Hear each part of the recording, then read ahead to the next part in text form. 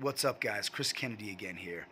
Uh, I've been asked to talk about my experience with the Power Slap League. So I wanted to share that with you guys today. I participated in a trial run that the Power Slap League did before season one aired.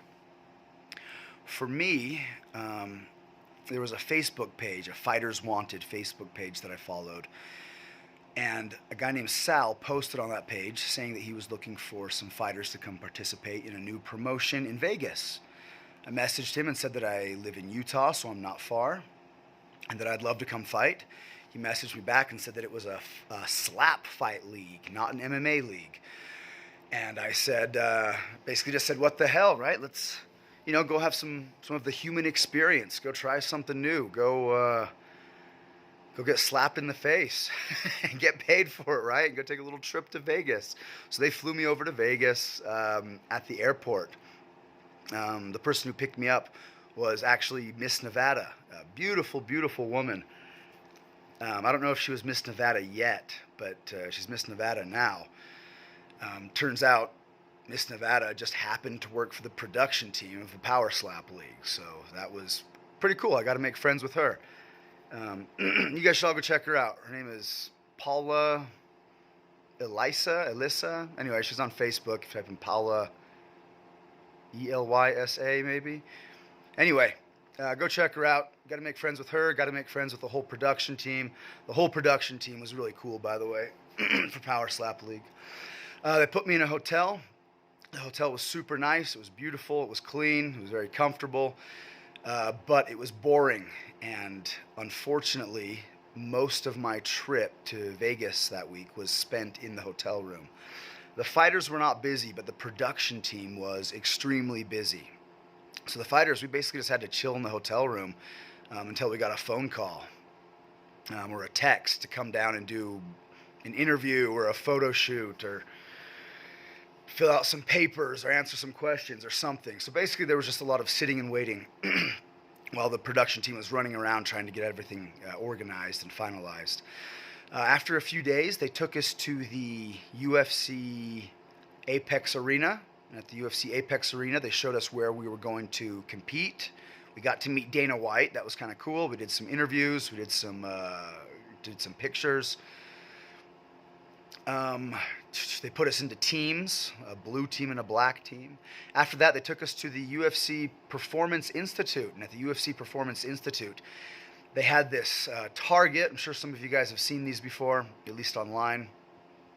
It's this target that you can hit. You can punch it or kick it to test how powerful your punches are. It tells you the pressure per square inch or something of your strike. Anyway, they had the slappers all go over and slap that thing to test how powerful our slaps were. They also had a few other weird tests they had us do.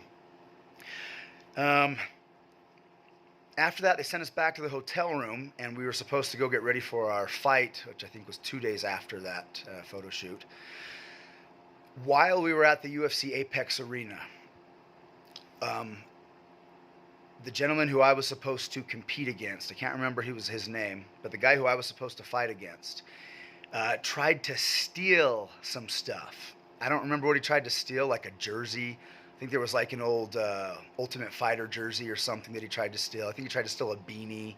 Anyway, he tried to steal some like random swag, and they caught him. They caught him this fast. There were cameras all over the building. So this knucklehead, they caught him in like 5 minutes, and he got not surprised. No surprise. He got pulled from the competition, got sent back home, kicked out. And so this freaking knucklehead, who was supposed to be my opponent, was gone. So I was left opponentless. So a day or two later, when we went to actually go fight and have our slap fight, they took a guy who was on my team. His name was Chris Thomas.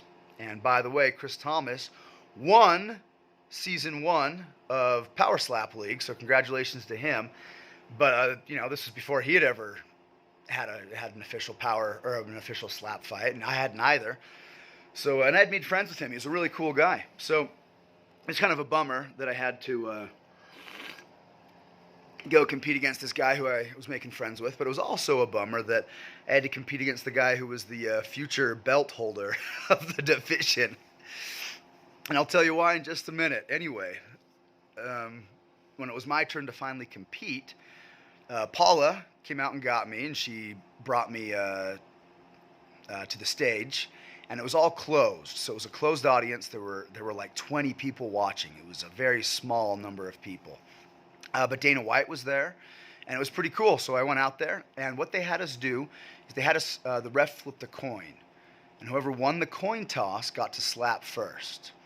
If you were getting slapped, you had to go grab a towel, and you had to hold it behind your back. You had to hold this towel behind your back with both hands, and that kind of forced you to kind of open up your chest and kind of expose your face. And you're not allowed to like pull your head back like this. You had to just keep a normal posture. Anyway, I lost the coin toss when it was my turn to go out and compete. And Chris Thomas, he went over and he had to dip his hand in talcum powder, I think it was.